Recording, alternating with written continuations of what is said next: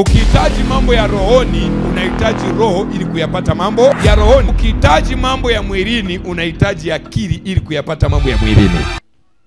Leo ni ukombozi wa akili. Amina. Nizane mtapiga makofi. Amen. Watu wengi wa Mungu shetani alipokuja kuwapiga sio kwenye eneo la rohoni. Rohoni tuko sawa. Watu wengi wa Mungu shetani alipokuja kuwakamata ni eneo la nini? Akili.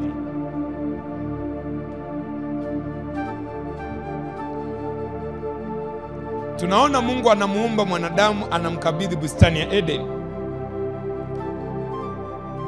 Hakuna aliyekuwa anaweza kukaa bustani ya Eden kama sio wa kiroho. Kwa Adam na Hawa walikuwa ni watu wa rohoni, walikuwa ni watu wa kiroho. Bwana Yesu asifiwe. Watu wanaodanganya eti Adam na Hawa tunda walilokula eti ni kulala pamoja, walaaniwe, sema amina. Au wafunguliwe macho. Kama Mungu alikuwa hana haja ya Adam na Hawa kulala pamoja, asingeumba jinsia mbili. Tunaelewana?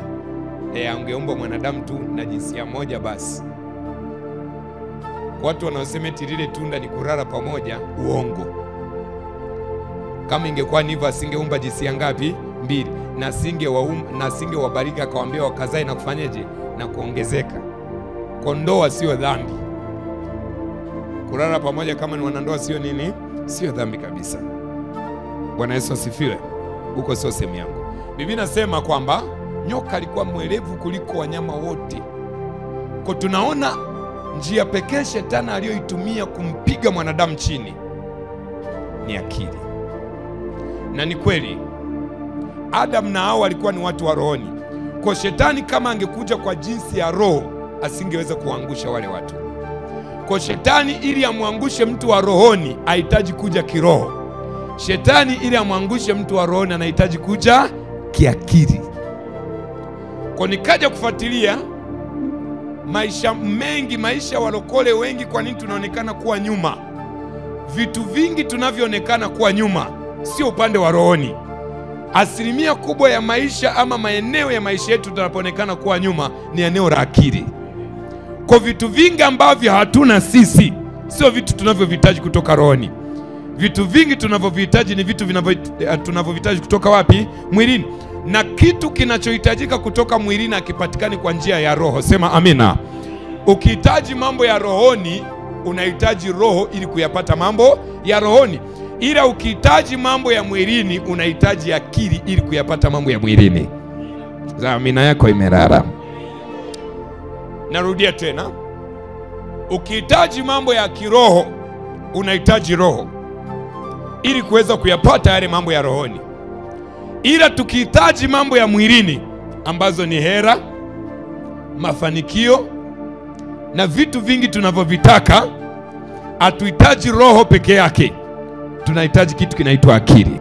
Ndio maana kwetu sisi watu warokore tunaitwa kwa mambo ya rohoni tumebarikiwa.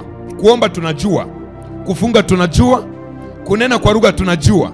Lakini kwa nini bado tuko nyuma kwenye eneo la maisha ya mwilini? Kwa sababu tumefanya kila kitu kuwa cha kiroho. Tumefanya kila kitu kuwa cha kiroho. Tumesahau kwamba vitu vingine vinahitaji mambo ya nini? Ya akili. Na hasa asilimia kubwa ya vitu tunavyohitaji hapa mwilini, we need knowledge.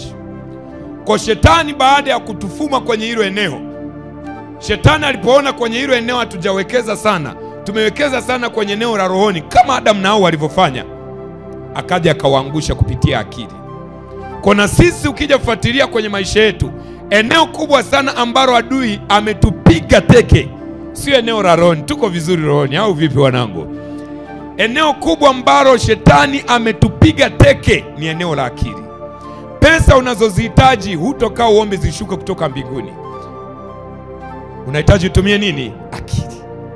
Vitu unavyovihitaji hutoomba vikashuka kutoka hewani. Unahitaji nini? Akili. Kwa utafuatilia asilimia kubwa ya maisha unayohitaji hapa damu na nyama, unahitaji kitu kinaitwa akili. Je, maombi sio sahihi? Maombi hayafai? Je, hatupaswi kuomba? Hauwezi kufanya chochote bila maombi. Maombi sio kila kitu, ila maombi ndio msingi wa kila kitu. Kuna mtu naongea naye hapa? Narudia tena, maombi sio kila kitu, ila maombi ndio msingi wa kila kitu. Manake ili na hiyo akili yako ifanye kazi, unahitaji maombi. Ili na hiyo akili yako vitu utakavyoviwaza na kuvifanya vifanye kazi, bado unahitaji nini? Prayer. Lakini ukisema kwamba maombi peke yake, roho peke yake inatosha, tunadanganyana. Asilimia kubwa ya maisha tunayohitaji, tunahitaji akili, pengine hata kuliko roho peke yake. Bwana Yesu asifiwe. Sema amina nzuri hapa. Niliwafundisha maisha yetu ni kama gari. Maisha yetu ni kama nini? Gari. Gari inapokuwa imewekewa mafuta, haiwezi waka ikaanza kutembea. Gari inapokuwa imejazwa mafuta, inahitaji mtu mwenye akili aingie ndani awashe hiyo gari na ianze kufanyeje? Ianze kutembea, kufanya kazi. Kwa maombi nikawatofautishia hapa. Nikawambia maombi kwenye maisha yetu ni kama mafuta.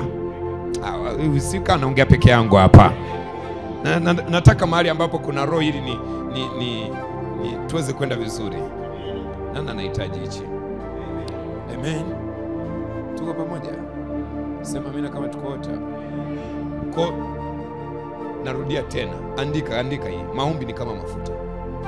Kwa ujue pasipo maombi hiyo gari yako haiwaki. Ili uwe na uhakika nao. Kwa unataka kuendesha mambo yako bila maombi, sahau. Nisije nikaongelea swala la akili ukasema kumbe nahitaji akili, sihitaji kuomba. Maombi ni kama mafuta kwenye gari. Sasa niulize swali. Ukishamaliza weka gari kwenye maombi, ukishamaliza weka mafuta kwenye gari, gari inawaka? Gari inatembea? Inahitaji akili. Kuwashwa, ijue kwamba ignition iko hapa, unawasha, unapiga gia, unakanyaga accelerator, gari inafanyeje? Inaanza kutembea. Kitakachoendesha hiyo gari sio mafuta aliyowekwa peke yake. Kitakachoendeshwa hiyo gari ni mafuta jumlisha akili ya yule mtu inayotumika pale. Kwa maisha yako ili yaende, ni maombi jumlisha akili ambazo Mungu ameweka ndani yako. Amina yako ni imelala vibaya. Nasema ili maisha yako yaende mbele, ni maombi jumlisha akili, ni roho jumlisha akili. Ukiwa na akili peke yake ukakosa roho, maisha yako kuna mahali utafika utakwama. Ukiwa na roho peke yako ukakosa akili, kuna hatua pia kwa maisha yako utafika utakwama. Kwa hivi vitu viwili havipati kuachana. Paulo akasema nitaomba kwa roho na kwa akili pia. Kwa manake nitafanya mambo yangu kwa roho na kwa akili pia. Kwa baada ya kuomba inabidi akili zifanye kazi. Unahitaji mambo ya mwilini, ingia kwenye closet, piga magoti, omba.